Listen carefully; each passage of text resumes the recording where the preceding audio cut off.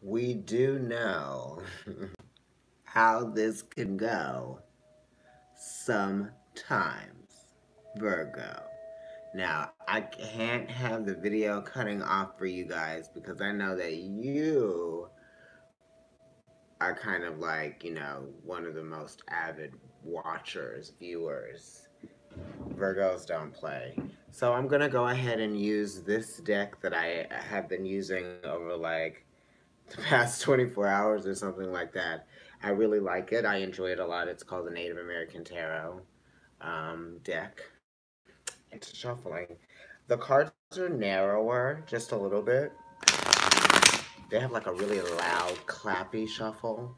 I like that. They have like a very um, full-bodied like bend to them. Like there's like resistance to them. Oh, the cover card is like in here. Hopefully that one doesn't come up. Hey, Virgo repping 83176. Now, where is that? What is that? Colorado? Where is that? Wisconsin? Nevada? Nevada? I don't know what accent I'm giving you guys. But I think that the deck is ready for you guys. You guys are very efficient. Peace, love, and light, and happy holidays. Happy holidays to you too. Okay, so here we go. Cutting the deck. At the bottom, wow, 6 of vessels, contentment. So you guys are dealing with a different energy this time, it seems like, right? Because I guess this is what would come after that energy from the last reading. The sixes are really talking about, harmony, feeling good about something, being a part of something that you feel good about because you're able to incorporate things into the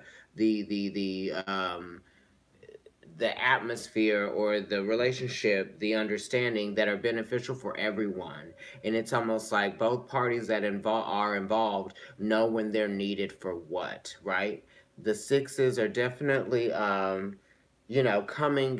coming in the energy after the five, right? Where the five is talking about, differences and things just not kind of going so well. The sixes are saying things are getting better. And, it is a great card to speak of contentment because this is kind of like not really needing anything to be really that different. It is a card of childhood and nostalgia, but when we look back at our childhood, there's some things that we probably don't really like about it that we might not change anyway.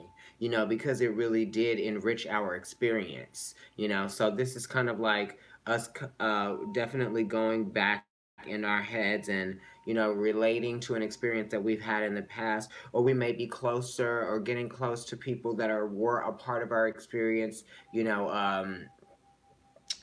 a while ago. Some people maybe even past lives. Some people feel like, they've experienced people before, and then they kind of get this idea that they may have like a past life experience or something with them, or there's like some kind of like karmic debt that they're meant to pay in this life.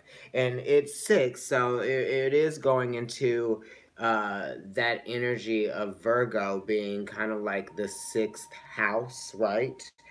Even though this is Sun and Scorpio, but it's talking about routine efforts. Yeah, because Sun and Scorpio, Mars is there. Those are kind of like your efforts and what you put into something. This is really appreciating the quality out of life, the quality out of the soulful experience that you get out of life. Um, and being that the sixth house is the house of, your routine, your family is really a big part of your routine. So, there's that connection there. Let me go ahead and lay the cards out. 4, 5. And then, immediate influence. So now let's look at the center here, which is the present. You got the 9 of Pentacles, which is called the Thunderbird in this deck right here. See, let me see if you guys can see that. But the 9 of Pentacles, okay. Nine is really talking about the completion of something, right? Something almost being fulfilled. You're almost there. You're at a point where you can identify with the intended purpose and you are almost at the finish line. You know, nines are talking about being of service to something, and this is kind of being of service to yourself for what you kind of what you need, what you know that you need, because nine is related to the ninth house, which is Sagittarius. Oh my God, I'm going in with these, and you know, Sagittarius definitely needs something uh, on a soul level. Also, the ninth month is September, so that's giving me Virgo energy as well. This has to do with your daily routine and being able to appreciate your routine, looking around at the things that you have provided for yourself, and feeling good about that. Right? It's almost like you feel like you're evolving, or you're watching things evolve in a more positive way around you. That's the present state that you're in right now. And nines really do talk about completion, because if you take nine pentacles and you lay them out very symmetrically, then you're going to come up with a full shape, right? It's almost going to mimic like that of a square, like those nine placements there. There's a very, there's like a collective, right? That's there. And it's like that collective energy is like that service oriented energy where it's like you're doing something for the greater good, right? You're making sure that you've got all of your ducks in a row, and you're making sure that everything that you put any time into, it's meant to produce something, or it's meant to be efficient, it's meant to be productive. Virgo energy is really that, this is your card by the way, is really that of wanting to communicate perfectly so that you can get the best outcome, right? Because it is service oriented, so we don't want to, it's about quality as well. It's the quality of life. That's what you guys are experiencing. You're experiencing kind of like almost a complete fulfillment of the quality of life that you kind of having or would like to see yourself be in, that type of thing. Or maybe your quality of life is at question here. We just have to look at what the other cards are around it and what the immediate influence is, okay? So the immediate influence is the Weaver. And I was, you know, talking to a Virgo friend today. Well, it was actually someone who has a Virgo card, 14, the Weaver. So this is talking about trying to figure out solutions, you know, to heal from something that tested you. Maybe you were going in a direction that maybe you had to detour from, or maybe you had to change your you know, the meaning behind why you were doing something, or maybe, you know, the meaning behind why you were doing something changed for you, and that was the obstacle that got in your way of seeing something through. It is the awareness that is needed to be able to handle this, and with awareness of the structure comes the belief systems, right?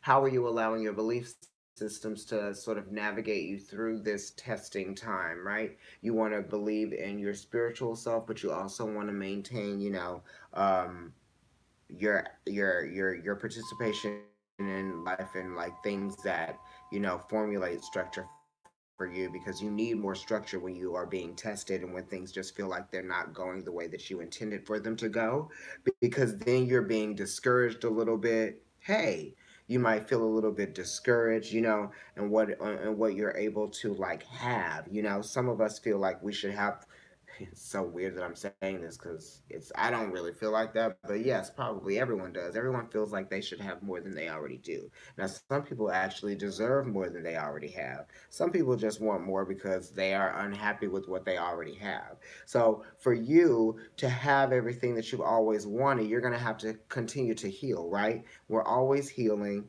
So, you know, when you allow your healing processes to, you know, take you out of old ways,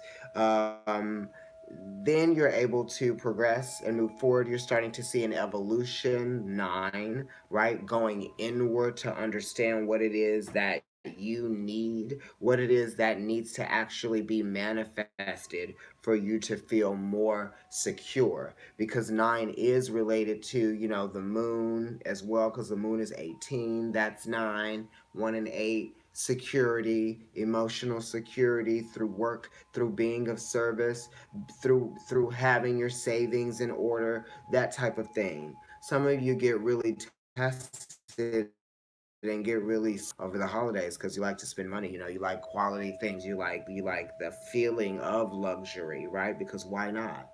Um, it's that type of thing. So when those types of elements are lacking or they're missing and you're looking around and you don't see those things, you start to feel a little bit out of your element, or you feel a little bit of discomfort, or you start to go in and analyze your surroundings, and then you start to discover things, right? You start to have these epiphanies that, wait a minute, these are some of the reasons why I'm probably feeling like this, or this is some of the reasons why I'm unhappy because of this and that thing's over there. You know what I mean? It's almost like you're starting to like um, collect all of this data to try to like make sense of why you've been feeling so held back lately, or presently. Some of you, this is general, so we're giving sun, moon, and rising, and we're giving many different meanings behind one card and the combinations behind the cards. So now I'm going to look at your past. Let's look at the past. Okay, so in the past, you were kind of you became aware of a confidence level that was probably, maybe being tested, or maybe there was some kind of vulnerability that you might have been subjected to, or you may have felt some kind of vulnerability after moving forward with things that you probably felt like deserving of. Um, Absolutely, in terms of fair to you, you kind of aren't being fair to you, and you're not providing yourself with the inspiration that your experience needs to be enhanced by you, right? So that you can get to those places that otherwise would be very difficult to get to because of all of the negative influences that we have in our environment and in our surroundings. Because it's the star card, and the star card is talking about being comfortably in your element, right? Because it's a fixed sign, so it likes to be in a place that it feels very secure and very comfortable in, right? Or it's almost like in its own element, it loves being there. It's very steady. It's very consistent, but it's also kind of stubborn too. So you'll have to become aware of something that you may have not been willing to reflect upon or to look at. This is kind of like needing to see a way out of some kind of frame of mind. Yeah.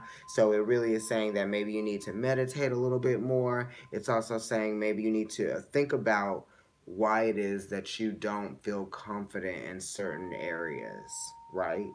It probably has nothing to do with the fact that you weren't given the opportunities. It may have to do with the fact that you weren't able to take advantage of an opportunity because of the lack of courage that you may have had. And it's 17, so 1 and 8 is 1 and 7 is 8, which is strength, which is courage, which is vulnerability, which is a confidence issue. It starts to become a confidence issue once you start to feel your vulnerabilities and things like that. But it's saying that there are going to be high times and there are going to be low times. You're going to be the star, and sometimes you're not going to be the star. This is the star card here, so it's saying, if you want something,